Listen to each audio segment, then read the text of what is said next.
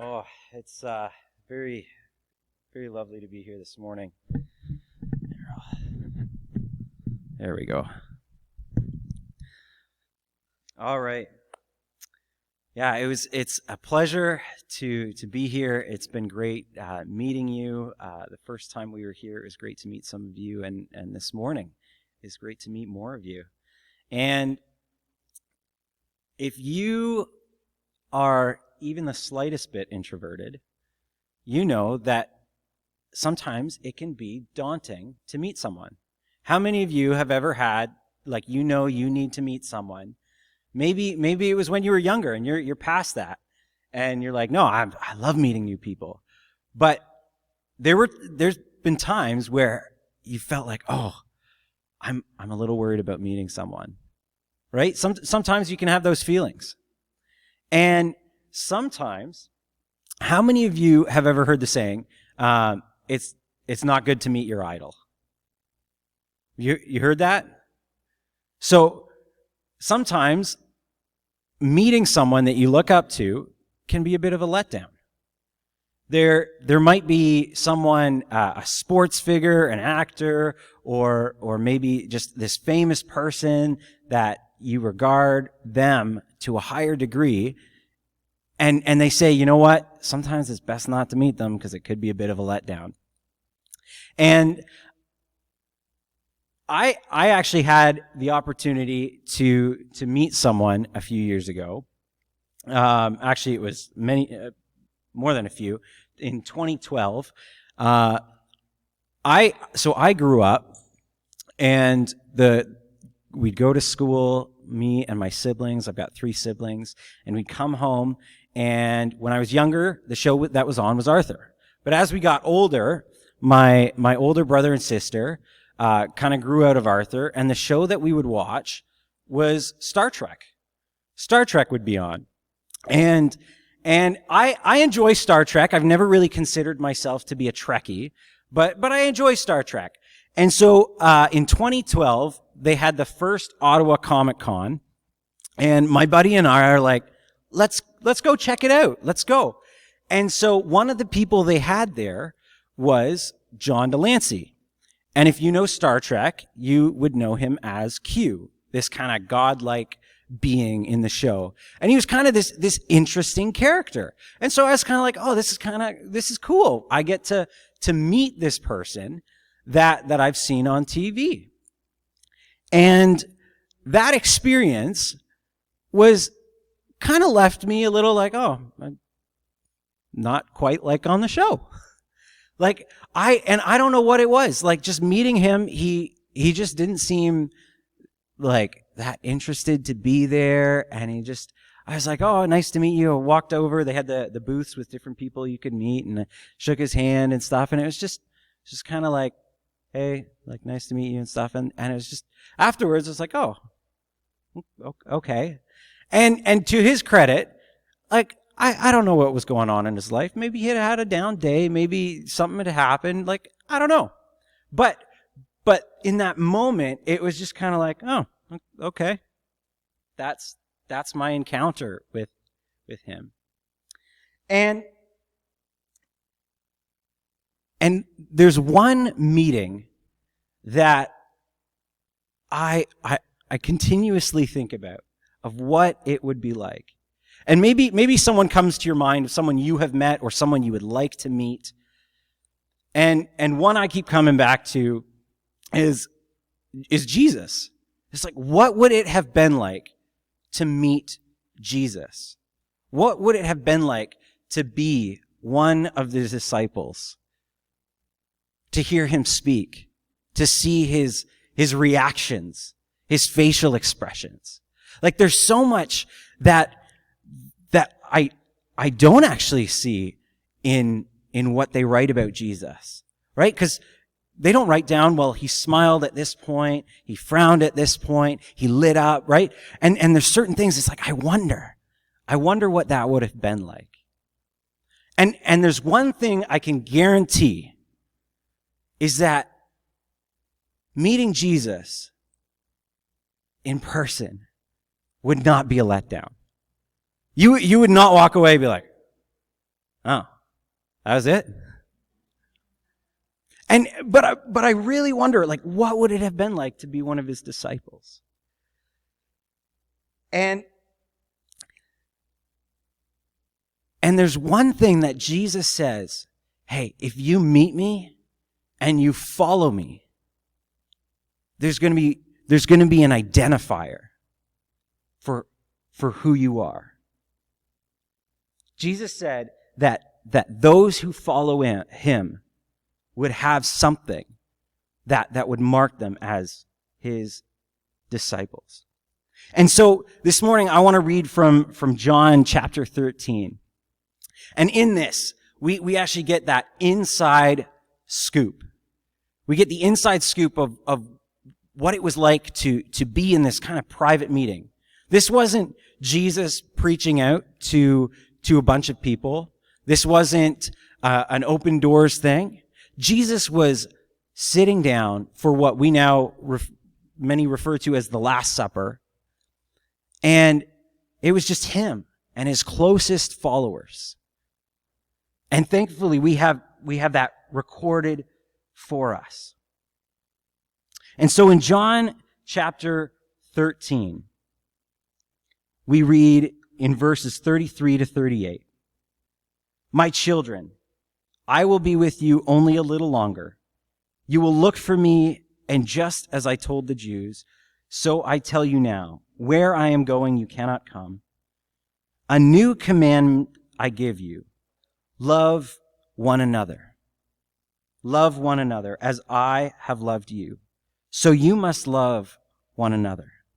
By this, everyone will know that you are my disciples, if you love one another."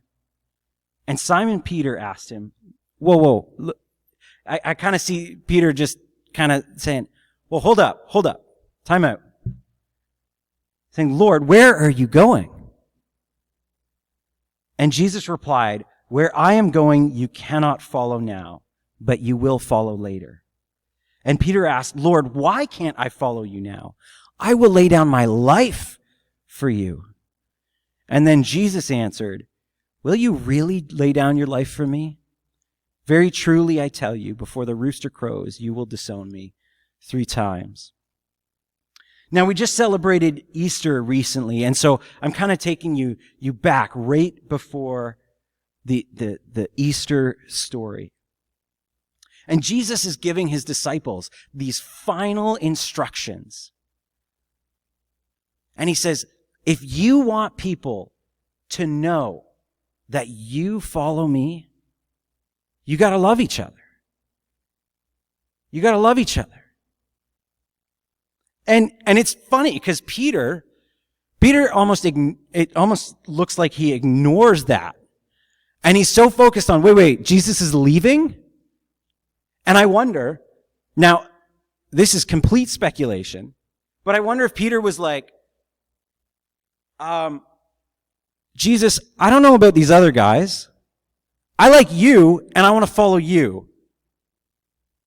And what we do know is that there was some disagreements among the people that followed Jesus. They fought. They had disagreements. They had arguments. We actually can read in Luke chapter 9, verses 46. He just writes, an argument started among the disciples as to which of them would be the greatest. So they're fighting over, hey, I'm better than you. Or maybe one of them is a bit more humble and he's like, I'm not the best, but I know that this guy's better than you. Right? But they're arguing. And guess what? Jesus, he corrected them. And you'd think, well, you've just been corrected by Jesus. All's good. Let's forget about it. But Luke writes later in Luke 22 verses 24, he says, a dispute also rose among them as to which of them was considered to be the greatest. It happens again. And so they're fighting amongst themselves of who's the better person, who's closest to Jesus, who's better. And meanwhile, the greatest is standing right by them, not too far away. Like, one thing that gives me comfort about reading the Bible is the flaws of the people that follow Jesus. Like, I look at myself and like, that meeting with Jesus, like if I was to meet Jesus, I mean, forget about a famous person where you can kind of be like, oh my goodness, you're amazing. Or if I met Jesus, I'd be like, well, I'm not good enough. And I see the people that Jesus said, hey, follow me. And they're arguing with each other. They're fighting amongst each other. And this is probably one of the dumbest arguments. Because you have the greatest person standing with you you're all following him together, and you're arguing about which one of you is the greatest. It's a pretty dumb argument to have.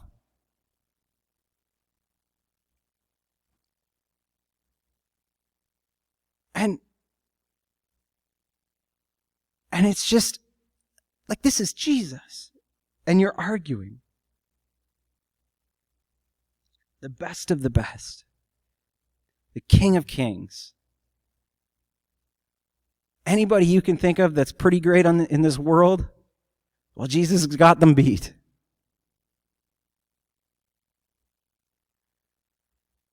And again, reading this brings me a bit of comfort. Because let's be honest, we have fights with each other, right? I mean, I grew up in a Christian home, and I can honestly tell you that we fought a lot. Me and my siblings, we fought a decent amount. Sometimes it was over what to put on TV. Actually, I remember a Christmas Day. Yeah, Christmas Day. After we had all moved out of the house. So we weren't kids. And it was Christmas Day, and my older brother wanted to put basketball on TV. And I didn't really want to watch basketball, but I had the remote first. I had it first. I didn't know what I wanted to watch. And so we actually fought. We fought over this, another dumb argument. And I just remember my dad coming in and, it's Christmas! I was like, yeah, I guess you're right. And sometimes this happens in the church. Sometimes over stuff we need to sort out. And sometimes over dumb arguments. I've been a part of them. I've witnessed them. It happens.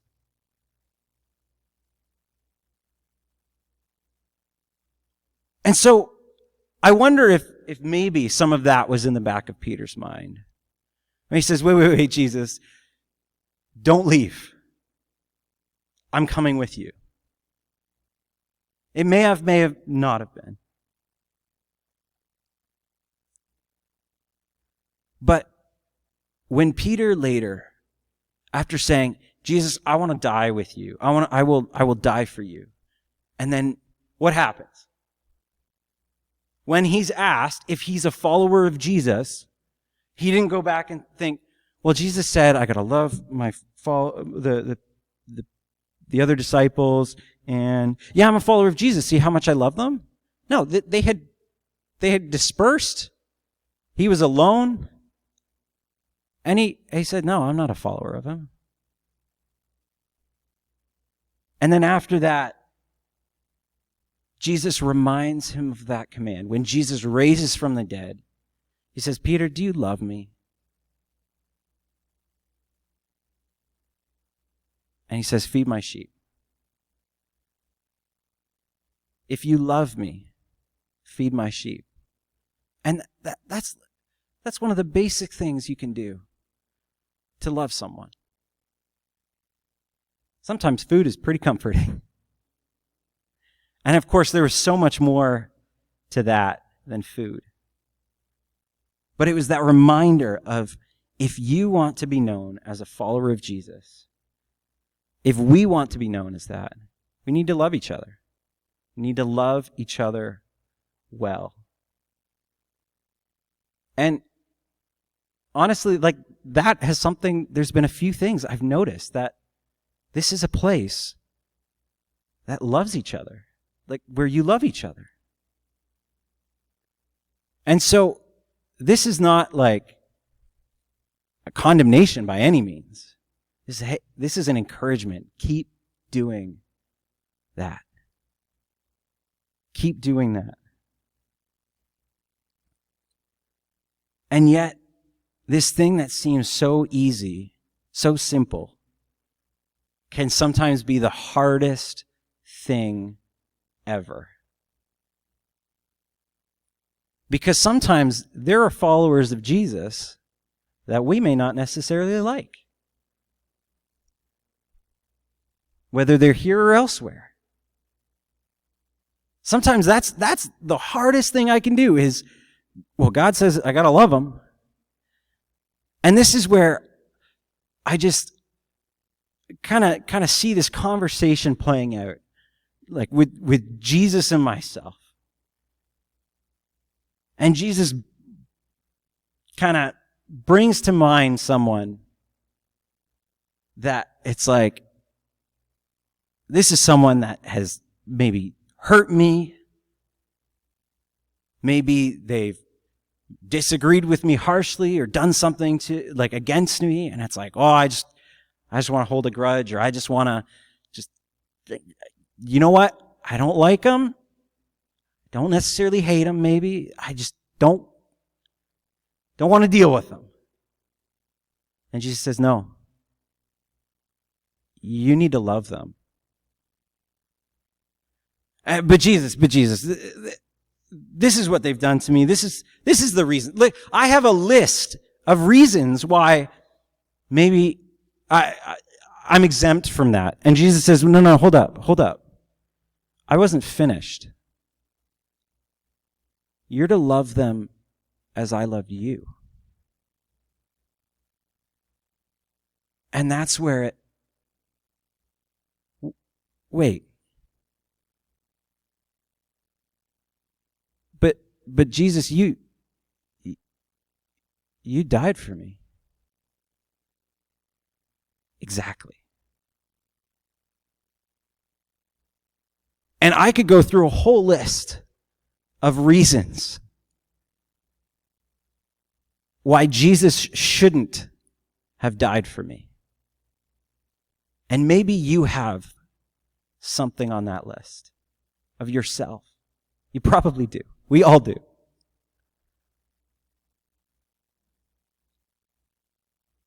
And Jesus is saying, yeah, I died for you anyway. And so in this moment, Jesus is telling the disciples, now he hadn't died yet when he says this. But he wasn't being hypocritical, just in saying love people. It's like, okay, well, have you loved anyone? Well, Jesus says, no, love people as I have loved you. So Jesus is no hypocrite. Sometimes we can have this idea of, or meet people that tell us to do one thing and you see them and they're like, well, you're not doing it. But Jesus says, love others as I have loved you. And though he hadn't died yet, he starts the meal before he's going to die. They start the meal, and then at one point, Jesus, he decides, I'm going to wash these people's feet. And I don't know how you are with feet, but feet can be kind of gross. And like even if some of the people closest to you, you're like, well, I mean, I like them. I don't want to wash their feet. And now, of course, in this day, it was a sign of respect that the master of the house would have one of their servants wash their guests' feet. Because they had sandals, it was dirty, like your feet would get gross. And so it's like, hey, I'll have one of my servants clean your feet as you come in and we'll be together.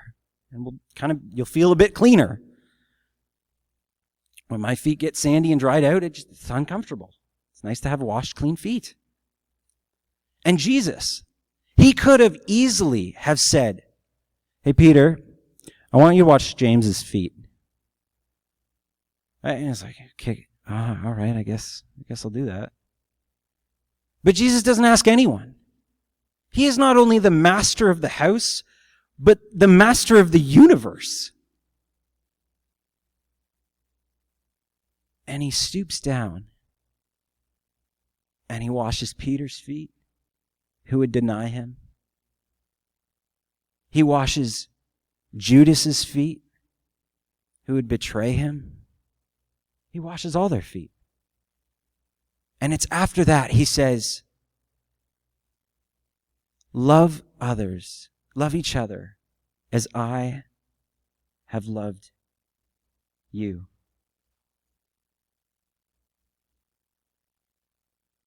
So easy and yet so hard. So hard. And so there are definitely times when it can be extremely hard to love people and to love each other. And through my life, I thought of three things that have really helped me to be better at loving. Three things. And the first one I take from what John wrote about Jesus. The first one is just having a firm foundation. You can love better when you have a basis, a firm basis for that love. And here's what John writes about Jesus at the start of that chapter. Jesus knew, so John chapter 3, verses 3 and 4. Jesus knew that the Father had put all things under his power, and that he had come from God, and he was returning to God. So he got up from the meal, took off his outer clothing, wrapped a towel around his waist, and he got to work. Okay, it doesn't say he got to work, but that's when he washed their feet. Jesus knew who he was, where all the power belonged. He knew that he came from God, that God had it all figured out. And so that enabled him to love well. And when I am reminded of the love that God has for me, the incredible love that God has shown me time and time again when I've had stupid arguments, when I've made dumb decisions, it's in those times when it's like, yeah, maybe I can set myself aside and love. I mean, Jesus just modeled it so perfectly. So the first thing, having a firm foundation. The second thing is we need community. We need each other. It's hard to live out a command that says, love each other, when there's no each other there. Right? So, just on a practical level, we need each other so that there's someone to love. But also, we need each other for support. We need each other for encouragement, correction.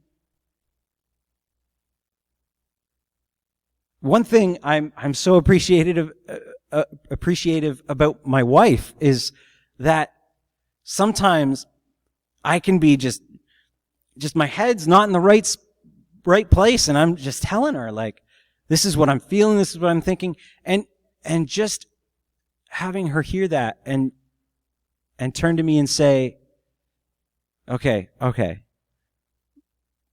this is what you need to focus on. Just to reorient myself. And that's part of why we need community. We need this group of people to keep us in line and to push us forward. And you get to be a part of that too. And the third thing, and definitely not the least, talked a bit about it this morning in our discussion, prayer. You need prayer.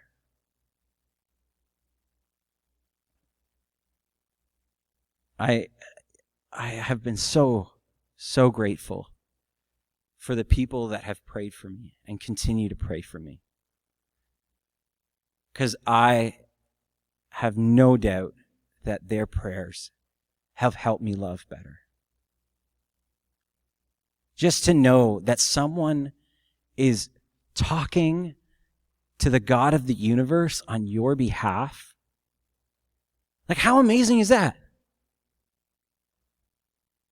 That they would spend time. That you would be on their mind. Like, instead of the disciples arguing about with each other who the greatest is, it's like one of them going to Jesus and saying, hey, James needs you.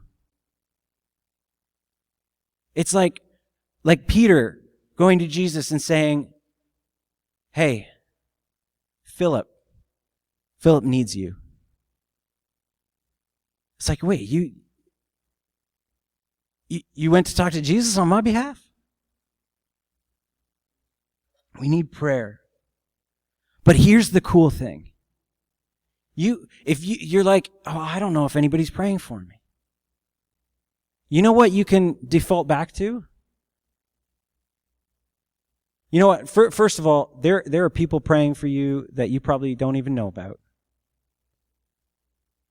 But even greater is Jesus prayed for you. Jesus prayed for you. I find this so amazing. In John chapter 17, verses 20 to 26, he says, my prayer is not for them alone. I pray also for those who will believe in me through their message. I'm not just praying for the disciples here, God.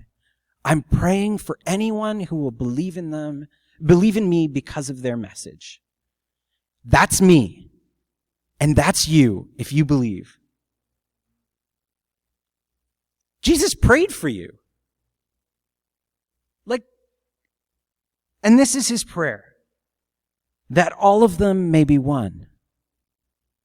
Father, just as you are in me and I am in you. Okay, I'm not going to get into the details and the magnitude of what the Trinity is. God in three persons. That's just way too much to talk about this morning. But Jesus said, I am praying, God, that they would be as close as we are close. That's close.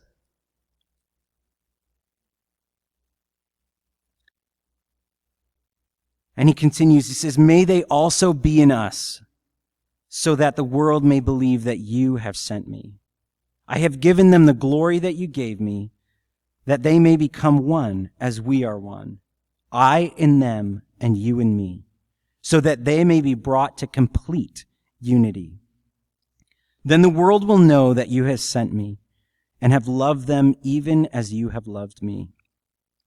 Father, I want those you have given me to be with me where I am and to see my glory, the glory you have given me because you loved me before the creation of the world. Righteous Father, though the world does not know you, I know you, and they know that you have sent me.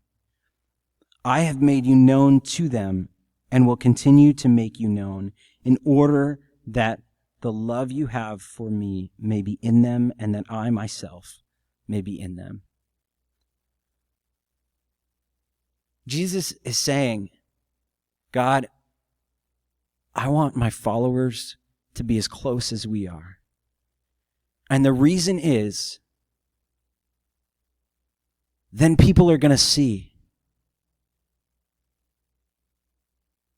they're going to see Jesus. See, Jesus is saying in his prayer, in his command, he's saying, listen, you know what really matters? When you love each other well, people are going to notice. And people are going to want that. When you love each other well. And yes, there's going to be disagreements. Yes, there's going to be arguments. That happens. But those need to be dealt with in love. Because the purpose is that then people know Jesus. And I don't know about you, but knowing Jesus has and continues to change my life. And the more it changes my life, the more I want that for other people. The more I rest in the love that God has for me, wherever I'm at, the more I think, man, I want you to know God like I do, or even better than I do. Because with that comes peace when everything's falling apart. With that comes joy in the midst of harsh circumstances. With it comes rest on those days when you feel like you've got nothing left to give.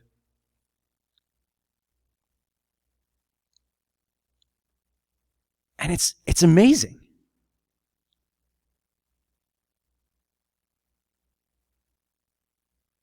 And so Jesus says, love one another, because then people will know that you follow me.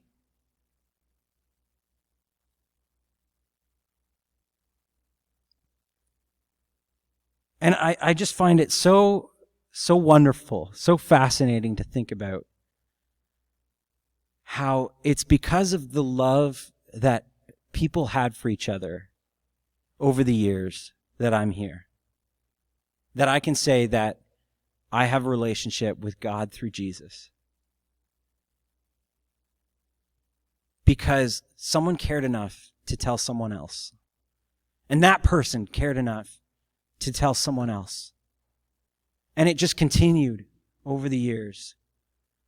Until I can say there's been a few people throughout my life that have cared enough, not even just to tell me, but to love me, to demonstrate it on my worst days, in my worst moments.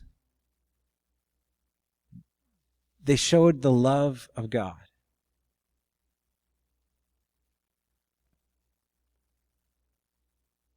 And about 3,000 years ago, King David, who's a pretty big guy in the Old Testament, the Jewish scriptures, before Jesus appeared on the scene in human form, he wrote this in Psalm 133. How good and pleasant it is when God's people live together in unity. It is like precious oil poured on the head, running down on the beard, running down on Aaron's beard, down on the collar of his robe. It is as if the dew of Hermon were falling on Mount Zion, for there the Lord bestows his blessing, even life, forevermore. Now, if you're wondering, what in the world, oil and beard, and like what is all this? This is not beard oil to enrich your scruff. This was this ancient, I don't want to say ritual, but commandment of and symbol of them anointing the high priest. And he mentions Aaron, the first high priest. And it was the community coming together and them saying, Aaron is God's representation to us, and our representation to God. And he says when people live together, when God's people live together in unity, it's that confirmation of that high priest. It's like that moment of coming together, God and his people. And he mentions the dew of Mount Hermon falling on Mount Zion. And it was that symbol of refreshment. And that's why he goes into God's blessing and life forevermore. There's so much benefit when we love each other well. And that's what Jesus commanded.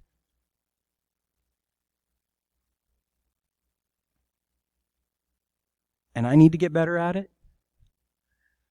You probably need to get better at it. Let's celebrate in the victories when we do it well. Acknowledge where we failed and move forward in doing it better, following after the model of Jesus. Because it's through him that we do it best.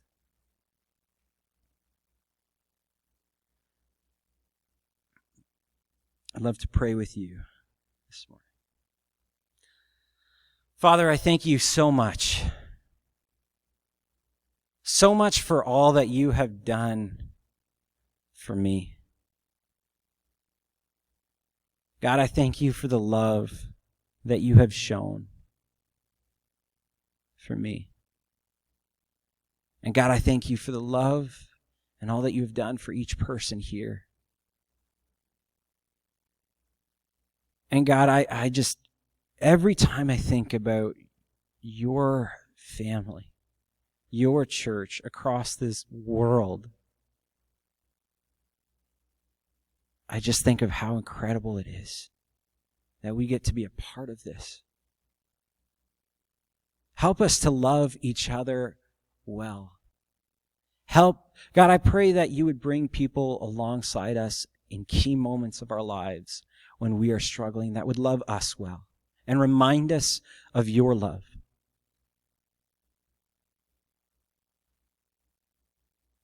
Help us to live out your love. And God, knowing that what's ahead with this business that we're about to attend to, with this vote, God, I pray that your Holy Spirit would guide that. Father, that every no, every yes would be written down in love with your guidance. Because, Father, I pray that all of us would want what you want, whether this is right or whether it's not right.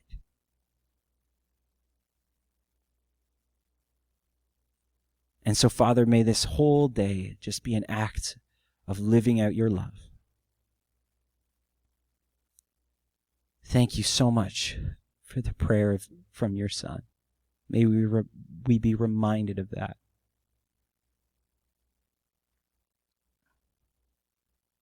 Thank you so much for everything, Father. Pray this in your name. Amen. Amen.